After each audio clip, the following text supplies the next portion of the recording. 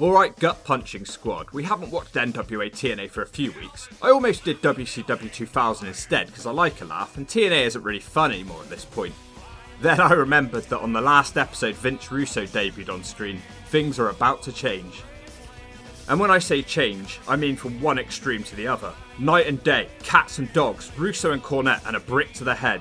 It just might be more entertaining, but one thing's for sure, things are about to get crazier. Just before we start, I want to make sure you become subscribers and shut up and smack that bell icon, and if you don't, you're just a bunch of liars. And just to pre-warn you, this video length got a bit out of hand. I'm really sorry about the length for this one, there was honestly so many things to talk about. A real roller coaster ride. But trust me, I don't need to apologise to your girl about the length of my beak.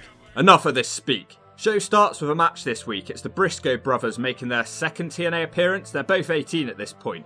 They'll be taking on Divine Storm with Trinity, who's a manager that completely outshines both her guys. So it's four guys who aren't exactly TNA legends. Quiet Storm and Jay Briscoe proved themselves to be completely even in the early going. Mark Briscoe then comes in and does a little bit better. He does even better when he hits a Northern Light suplex for a 2 count. Like you often get in these small man matches, everyone ends up on the outside. Mark Briscoe completely misses his dive to the outside. Trinity runs off the apron to hit head scissors on him. She gets a chant from the crowd, which is more than anyone on her team has. In the ring, Jay Briscoe gets a 2 on a sit-out front suplex. Mark Briscoe doesn't like it, so comes in with a drop kick, but then he gets powerbombed. The Briscoes hit a bad-looking double team on Chris Divine as the crowd continue to boo. Nicest move of the match is Mark Briscoe hitting a diving RKO, but it's only a 2. NWA Impact brings you the Smack of the Week, sponsored by All New Blonde for Men. If you're a brown-haired Potter, put some blonde in it. It makes you look hotter. Alright, it's Jay and Mark Briscoe, man. They're no relation to Wes Briscoe. That's a big kick right there. I've taken craps bigger than these 4 guys, but it's still quite impressive, man. They put the short black-haired greaseball on top of the ropes. They're gonna put him away and wham! RKO! These black greaseballs are down! That was the NWA TNA Smack of the Week, sponsored by Blonde Just for Men. Get it? Got it? Shove it. Trinity's impressive again with a moonsault to the outside on Mark Briscoe. Divine Storm are pretty useless minus their manager, but Quiet Storm wins the match with a cradle driver, completely out of nowhere. It was fine, but these guys might win an award for being more generic than the SATs, and trust me, that's difficult to do. Now we cut to the commentary desk where Mike Tenay says he has to get something off his chest. He talks about how great TNA has been so far through the first 22 episodes and that he's proud, but then he says that he's no longer proud to be in TNA because Vince Russo is here. Mike Tenay pretty much blames the death of WCW on Russo and says he hates sports entertainment. Don West isn't as bothered and says he doesn't have an opinion. Thanks for coming, Don. Get well soon, my friend. More Mike Tenay next as he's in the ring for an interview segment. He wants to bring out a wild... Oops, no, not yet. It's Vince Russo. Russo's screaming at Tenay and saying he needs to quit TNA, and he will bring a chimpanzee to the commentary desk with more personality than him. He says go home and sulk with Sean Waltman. There's a very loud chant for Vince Russo in the crowd. He says he's the Antichrist of professional wrestling and he's come back to save wrestling. Russo's monobrow is completely out of control here. He threatens the production truck not to cut off his mic because he's doing a shoot. He talks about how he met Slapnuts when he was doing bad gimmicks in the WWF and they were little friends. He then calls Jarrett a piece of shit for leaving the WWF without telling him. Then he says that Jeff begged to come back to WWF, so Russo got him his job back. Back then, Slapnuts was top of the world, smacking 70-year-old women on TV, a dream we can all aspire to. Russo then says he got him back to WCW and made him the champion. The crowd chant Hogan sucks. Vince then talks about how Jarrett hired him for TNA and they came up with the name Tits and Asses. This is already the longest promo in TNA history at 10 minutes. Russo is tired of waiting to follow Jarrett's instructions and Russo's here to save the day. He extends his invitation for Jarrett to join him and says more drastic change is coming next week. He says he will help Slapnuts retain his belt against Truth tonight, and he needs an answer by the end of the night. It's over, the commentary team are in complete silence.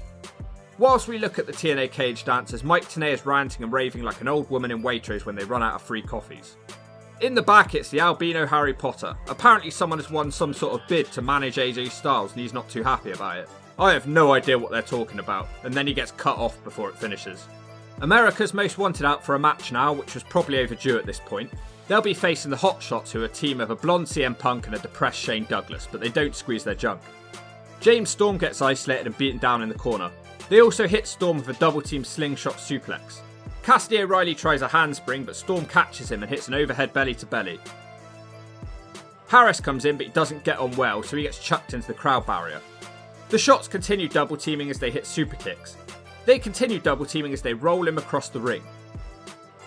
Cassidy then tries a lion salt, but Harris gets his knees up and hits a big time spear. He brings in his partner who hits a super kick and the 8-second ride. Harris hits the catatonic on Chase Stevens, but hold on, they ain't done because they hit the death sentence as well. The match should be won, but James Mitchell and Belladonna appear at the top of the ramp. These people do not like each other. AMW get counted out like complete idiots. Storm gets hold of Belladonna and her legs and they bring her to the ring. AMW tease hitting her with a death sentence, but James Mitchell distracts them. Some more of Mitchell's New Church minions appear now, Slash and Brian Lee. All 4 men fight until security break it up. I know all of you liked that tease earlier about wild slapnuts, but that was just Vince Russo messing with you. He's actually here now. Wait, no, he still doesn't appear. It's Dory Funk who says Jeff isn't taking any visitors today. How random. Tag title match up next. It's the Mold Dog and Kurt Hennig teaming up. Apparently it's supposed to be Waltman, who in storyline has quit TNA because he hates Russo. They take on the champions, the Disciples of the New Church. Hennig starts out by slapping Slash and giving him an atomic drop. Kurt brings in Mold Dog unfortunately, and he slows the pace and the excitement levels decrease. He then brings Hennig back in and he starts working on Brian Lee's leg. Hennig wants to put the figure 4 on, but he doesn't do very well. This match isn't going as expected as the good guys isolate Brian Lee and keep working on his leg. Eventually Lee hits a bad looking low blow to Mold Dog and Slash gets in. He takes out the good guys with ease and it's Mold Dog's turn to get teamed up on. Belladonna hits a leg drop on the outside, but the cameraman pretty much misses it. If I had to be leg dropped by anyone, I could certainly think of worse people. In the ring, Slash hits a DDT and then Lee hits a knee that makes the dog cry with pain. Slash puts on a Cobra clutch and Hennig breaks it up by stamping, but it has zero effect and Slash just keeps doing it. Dog finally fights back with a backdrop and he makes the tag to his partner. Hennig hits a back body drop on Slash and then he tries to hit the Hennig plex, but it gets broken up. Then he tries again and Brian Lee just stands there watching it happen like a complete idiot. Then he breaks up the pinning attempt. Road Dogg wants to hit the pump handle, but Brian Lee boots him in the face. Slash falls on top of him, but it's only a 2 count.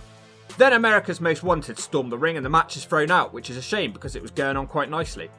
Pre-tape backstage segment now. Don West is hyping up an online auction, but Mike Tenay tells him to calm down. No idea what's going on. Our next is Easy Money with D'Lo Brown's theme music. It's a job match. He will be taking on someone called Alex Winter. Winter hits a nice side bulldog from the corner, but then Easy Money starts getting the better of him. Easy flawlessly flips into the ring and hits a clothesline. Next up he hits a standing moonsault for a 2. Winters misses a dropkick and that allows Easy Money to put on a submission that he calls the Pendulum of Pain. Fun job match here. Alex Winters tries to fight back in the corner, but he falls on Easy's knee. He's having a great time here as he nails a dropkick in the corner.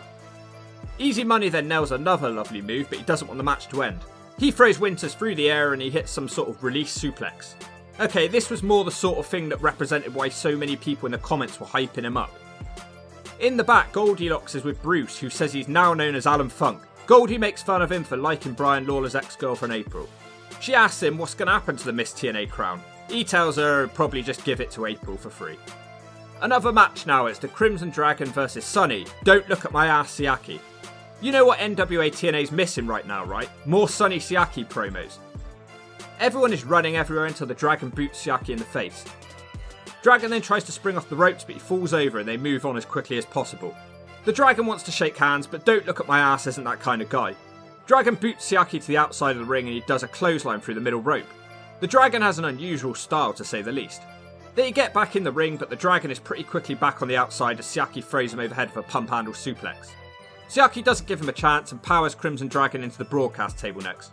They then get back in the ring, but Siaki can only get a 2 count. The match turns again as the Dragon hits a suplex into a cutter and follows it with a big kick. He heads to the top rope, but Siaki stops him. Then Sonny throws him overhead. We've got a really good match going here, but as soon as I say that, Siaki hits the Siacalypse Now to end the match. I've said it before and I'll say it again, this guy is one of the most entertaining highlights of the early days of TNA. I get my wish next as Siaki grabs a microphone and says he's sick of fighting pointless opponents and he'll leave TNA if he doesn't get more opportunities. Goldilocks is backstage with April. She's fake crying, bad acting and talking about Bruce being gay. Goldilocks says that no one believes her and Bruce isn't gay and he was just with her in the shower and everyone saw it. April tells her she seems jealous. Well, she did kiss her and leave with her on that last show. Goldie says she can't take this anymore and swears at the cameraman. Out next, it's the deranged Brian Lawler who looks like he's been up all night crying into a Big Mac. I have no idea where this storyline's going if Waltman's left TNA. What's he going to do, fight April at the end of this? He's trying to cut a heartfelt promo, but a nerd in the audience keeps shouting at him, so he says, "Please kids, shut up." He says that April has made a fool of him, Sean Waltman has made a fool of him, and Bruce has made a fool of him, and says that she's now having an affair with Goldilocks to top it all off. This guy's just impossible to stop watching. He then says that he hasn't been eating well and he's only had an apple pie from McDonald's. I was half right. He says he's quitting the wrestling business. No, don't. He bursts out crying and snorting everywhere and calls her a nymphomaniac. The crowd cheer. He calls them all sick and says from now on they won't have Brian Lawler to laugh at, and he leaves. I have to say, if that's the end of this storyline, it was great. In a kind of so bad that it's great way. He's not done yet though, because in the back Jorge Estrada's girlfriend is consoling him and then they leave together. This was a big downgrade for him because she has a kick-ass body, but a kick to the head face. Next up we're going to have AJ Styles versus Jerry Lynn for the 50th time. Not gonna lie, I'm kind of sick of seeing it. This is like the 4th or 5th time already. Here we go then, X Division title on the line. The challenger AJ Styles with the albino Harry Potter versus the champion Jerry Lynn. The commentary team then correct me and say that they've had 9 matches so far. Holy hawk, talk about overkill. Lynn starts out with a weak headbutt. Joe and Angle this was not. They start out with some fire, which was good to see. Jerry Lynn hits the first nice move as he throws Styles out the ring. Lynn then kicks Potter into Styles. Potter isn't done with trying to get involved as he gets his guy the advantage. Styles exposes the concrete floor, but Lynn fights off the pile driver attempt with a back body drop. Lynn is stupid and gets distracted, so Styles gets straight back up and DDTs him on the concrete. Styles then distracts the referee as Potter hits Lynn with a pencil case. They get back in the ring and Styles batters him in the head like he's stirring up a bowl of instant whip. Styles looks ready to put Lynn away, but he gets caught up top. AJ then tries a sunset flip powerbomb, but Lynn kicks him off. Jerry Lynn's distracted again and he chases Potter into our lovely crowd for the evening. Styles flies out of nowhere and tries a hurricanrana, but Lynn sends him into the guardrail. Damn! Back in the ring, Styles tries a flip, but Jerry Lynn clotheslines him out of his boots. Lynn then catches him again with a nice elbow. Styles slows him down eventually by sending him to the outside, and then Potter gets involved again with his pencil case, or maybe it's a glasses case. I've never seen so much interference from one nerd. It doesn't affect Lynn too much though because he's back in the ring. Lynn hits a running powerbomb, love that move. Lynn continues the power game with an overhead suplex. To be fair, despite how many times we've seen this match, I'm still enjoying this one. That's testament to these guys. Styles tries his own power game as he drops Lynn on his face for a 2 count. Then there's a double down as Lynn hits a front suplex from the top rope. Potter again distracts the referee. He tries to throw his pencil case to Styles, but Lynn gets it instead and uses it to knock out Styles and win the match. Bit of a different match to the normal one these guys have. The interference is a bit over the top, but it's Lynn and Styles. Come on, the excellent wrestling speaks for itself. Now let's not see this match again for a while. Mold Dog and Kurt Hennig are in the back talking about the TNA auction again. Hennig said he's never lost a game of golf in his life, and playing him in a game seems to be one of the auction prizes. I still have no idea why this is getting so much attention. Was this some sort of desperate attempt to make some much needed money for TNA? Dory Funk is here now talking about things from a very, very long time ago. For some reason, most of his body is cut off screen. What, does he have a naked girl sat on his lap or something? Dory Funk says that Jarrett has an opportunity for people to look back in 20 years' time and say what a great time this was for NWA. Well, 20 years on, I can tell him he was wrong. Truth's here now, who had a 3-month title reign ended by Jarrett after Russo smacked him with a guitar. He cuts a rap about being better than a Pokemon. He's certainly better than the Pokemon known as Slapnuts. There's apparently going to be a clean finish to this one, I'll believe it when I see it. And now, for the first time of the night, I can finally say it. A wild Slapnuts appears. Double J, Jeff Jarrett. Both men trade pin attempts and there's a fast start to the match. Jarrett blocks the scissors kick attempt and sweeps Truth's legs out and puts on the figure 4, but Truth rolls it over. Jarrett bails to the outside and Truth dives on top of him. Killings continues the dives as he gets a 2 count on a frog splash. Truth then does the splits, but Jarrett gives him the kicks to turn the match around. It doesn't last long because Truth counters Slappy and hits him with the powerbomb. Jarrett continues to get a small hope spot of a 2 on a small package. Then Slapnut starts arguing with the referee as he likes to do in most of his matches. He sets up a steel chair in the turnbuckle, but he's an idiot and he gets sent into his own chair. It's only a 2 count. Truth misses a moonsault and this allows Jarrett to hit a stroke, but Truth kicks out, surprisingly. They start fighting in the crowd because every Slapnuts match must have crowd fighting. Jarrett and Truth climb up some scaffolding, it's about 2 foot tall. Shane McMahon this was not. They both fall for a table. Strangely, the referee then calls for a count out even though they've been out there fighting for 5 minutes. Mold Dog's dad, aka the half man, half mold, says it's not ending this way and he restarts the match. Both men now back in the ring and Truth gets another 2 after dropping Jarrett on some exposed steel. Killings tries to hit his front suplex finisher, but the referee gets knocked over. Here we go. Vince Russo appears with a guitar and he gives it to Slapnuts. Jeff refuses to use it and smashes it to pieces to send a message to Russo. Whilst that's going on, Truth almost rolls him up. Jarrett then gets up and hits the stroke. Not once, not twice, but thrice, and it sure wasn't nice. Killings is now dead. He's buried, and his time as a legit main eventer is now over. Going forward, he'll be nothing more than a footnote in the TNA history books, a Jarrett lackey. He will have one more short title reign, but it was a pointless one. Russo gets the mic and says he wants an answer from Jarrett. I thought Jarrett just gave him the answer by smashing the guitar. Jarrett comes back into the ring to give his answer. Then the show ends. What the hell? I don't think it was supposed to happen. Well, it's certainly the best show in a long time. We had enough stupid stuff along with great wrestling matches to make this a very entertaining watch. I think you can all see the sports entertainment stuff seeping into the product now. We come back on episode 2 of today's TNA watch along with the conclusion of what happened at the end of the last one. It seemed to be the Truth getting beaten up by Vince Russo and then he leaves with the Nazi brothers. Then we come back and Rowdy Roddy Piper is randomly marching out to the ring. He's got another guy with him who's dressed the same, I have no idea who he is. Piper immediately starts talking about Vince Russo. He says TNA is the last place that Russo has not killed. Piper says he's got no talent and continues to run him down by saying he's the Bin Laden of professional wrestling. Then it takes a dark turn as Piper brings up Owen Hart's death. Piper says that Russo was happy to put Owen 90 feet in the air because there would be no consequences for Russo. Piper then says that Russo needs to be stopped unless your good idea of fun is a 300-pound Samoan sitting on your face in a G-string. Nobody would want to sit on this hawk, I've got a beak and it's sharp. It's been going 10 minutes and Russo suddenly appears in the ring. Piper asks him straight up if he killed Owen Hart. You can feel the hatred here. Piper then asks him how he killed WCW. Piper refuses to let him speak and slaps him. Roddy Piper says he's not a pimple on Hogan's ass. I've recently spoke to Russo in an interview. Apparently he had no idea that Piper was going to do this stuff. This was all part of his sports entertainment extreme idea where everything is a shoot and unscripted. He told me he was shaking with anger in the back and just had to go out there. The Nazi twins come out to hold Russo back. Wow, what a start to the show, I couldn't look away. So many accusations and anger. I still have no idea who the guy is that was with Piper though, he was literally never introduced. Out next, it's the SATs. You know, I can't tell these two guys apart, they literally have zero personality. Are they twins? They'll be taking on Divine Storm who are trained with them and they also have zero personality. I don't want to watch this match, in fact all 4 of them look exactly the same. Are they quadruplets? To be fair, the opening exchange is very well executed, it's flawless, but all they get is a tired clap from the crowd.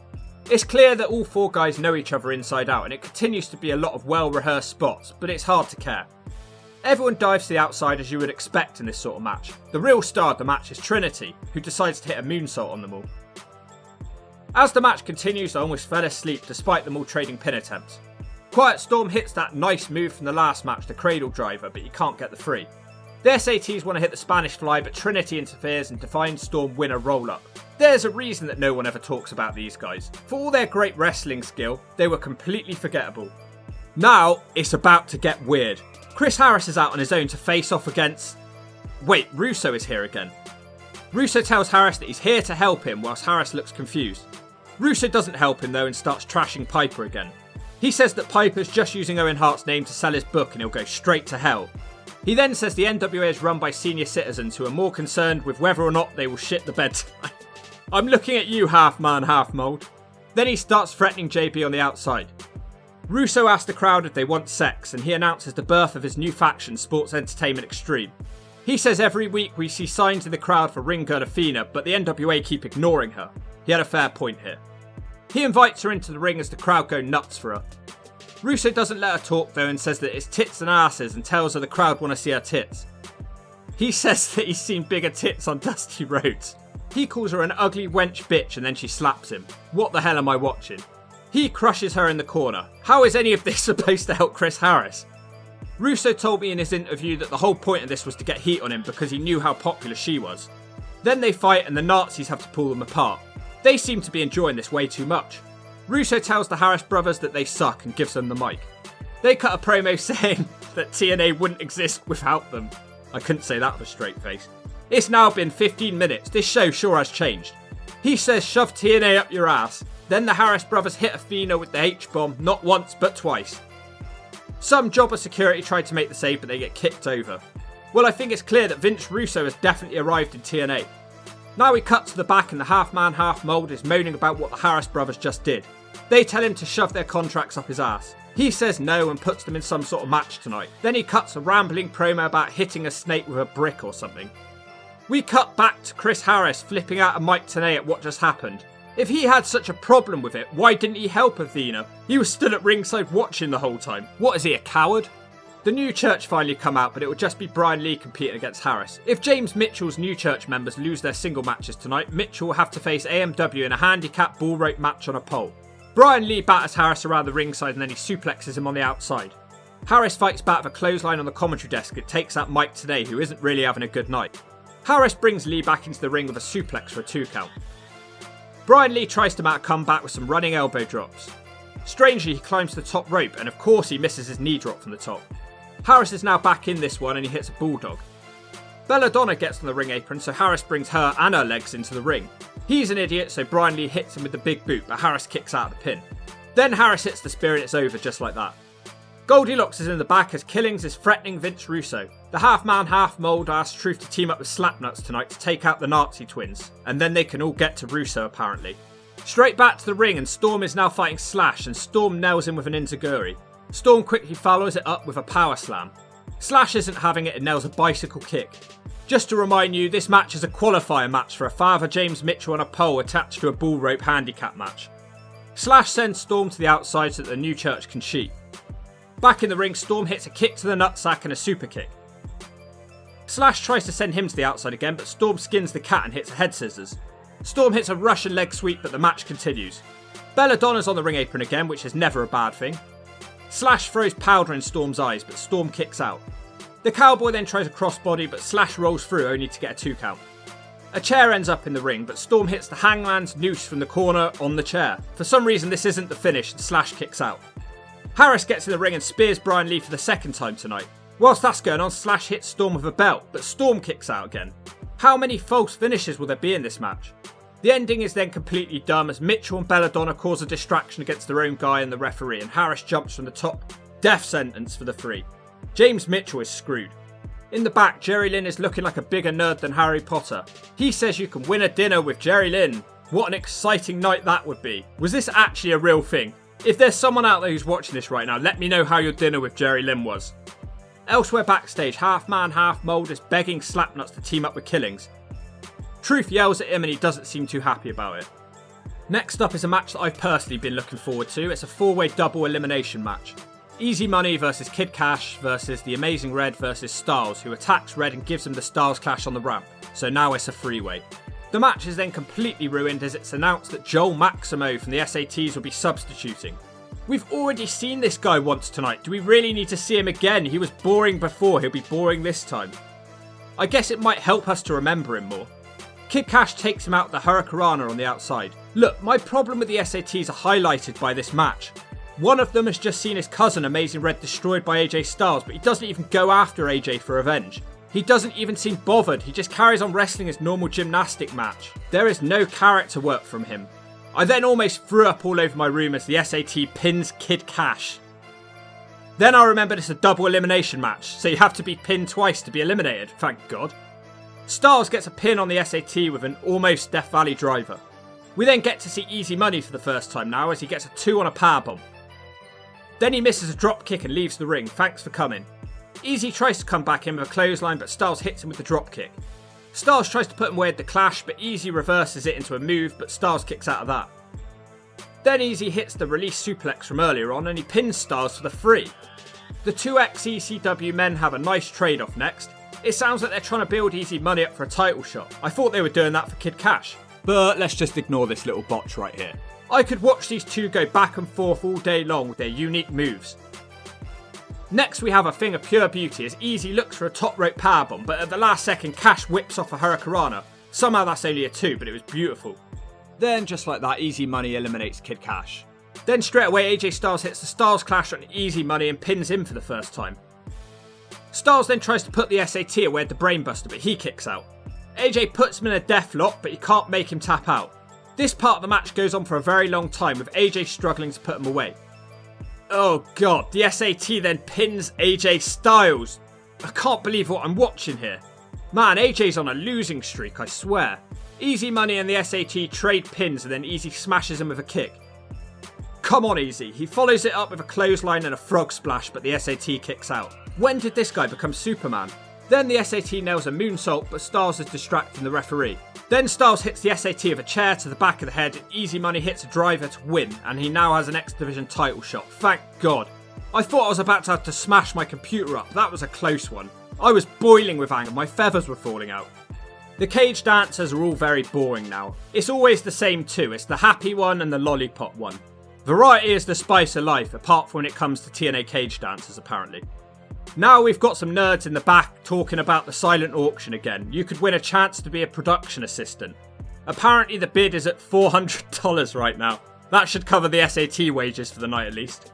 Up next, yay, is Don't Look at My Ass with Goldilocks. I love these two together. Goldilocks wishes him luck in his X Division title match next week. He starts talking about all the politics and struggles he faced in WCW. I swear he was only there for a few weeks. What the hell happened to him? Jerry Lynn is out next for an interview with Mike Tenay. He's injured so he can't wrestle tonight. I'm surprised he didn't just strip him of the belt like last time he was injured for 1 week. He has nothing interesting to say. We suddenly cut to the Nazi brothers who are beating up an NWA nerd. Jerry Lynn tries to be a hero, but he gets H-bombed on top of the nerd through the table. I had no problem with this. Killings then runs out to fight them and hits them with a chair. It seems like this will go straight into the scheduled match that we're meant to have. The Nazis big boot a steel chair into Truth's face, not once, but twice.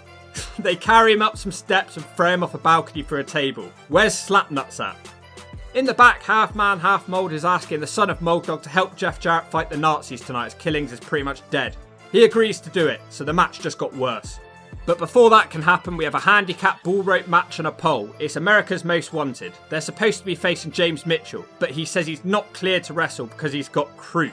I thought Chicken's got that. He says that Belladonna is going to be sacrificed and will fill in for him. She seems pretty happy to do it. This is kind of awkward. AMW don't want to do it, but then Storm throws her down and the crowd boo. AMW chase after Mitchell, but they're jumped by Slash and Brian Lee. They pretty much kill AMW. James Mitchell then says that he actually feels okay and he'll do the match. Then he changes his mind again and Belladonna would do it. She starts hitting them with a cowbell. She tries to go up top, but Harris jerks her off. Harris and Storm are now both up. Storm gives her the 8-second ride and Harris gives her the catatonic. The new church can't stop them. They then give her the death sentence and Storm pins her. What was the point in the bull rope stipulation? So much on this show. Mike Tenay interviews Kurt Hennig now about NWA history. Tenay brings up Vince Russo and Hennig says that he doesn't like how Russo made David Arquette the champion in WCW. Hennig will face Jarrett for the world title next week. Then Hennig starts threatening Brock Lesnar and bragging about taking him down on the plane ride from hell. Just the main event now, unfortunately. Mold Dog is jumped before the match can start. Slapnuts in a handicap match against the Nazis? I pass. Truth comes back out at the late stages of the match and distracts one Nazi whilst Jarrett beats the other with the stroke. He had his back to the pin like a complete fool. What an idiot. What a moron. So Jarrett lasted in a handicap match against them and won. Then Truth gets a mic and says he wants Vince Russo. Instead he gets H-bombed from the Nazis.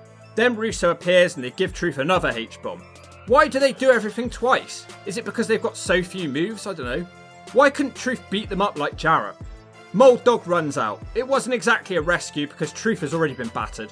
Then Mold Dog whacks Truth with the chair and reveals that he's with Russo. Then Paul Bearer appears on the ramp laughing and the show ends. Holy hawks, did I OD on Herbie Worms again? I did not expect this to go on so long. To summarise, this video demonstrates the complete downturn of Ron the Truth Killings as a main eventer. It took 2 shows to destroy his credibility. Point 2. The J Sports era of TNA is officially over, and this is the start of the TNA Sports Entertainment era. This show was completely different, less wrestling, loads of shoot promos and random things happening. It was certainly more entertaining, but I don't know if that was for the better or not. Point 3. Shut up or I'll smack you one.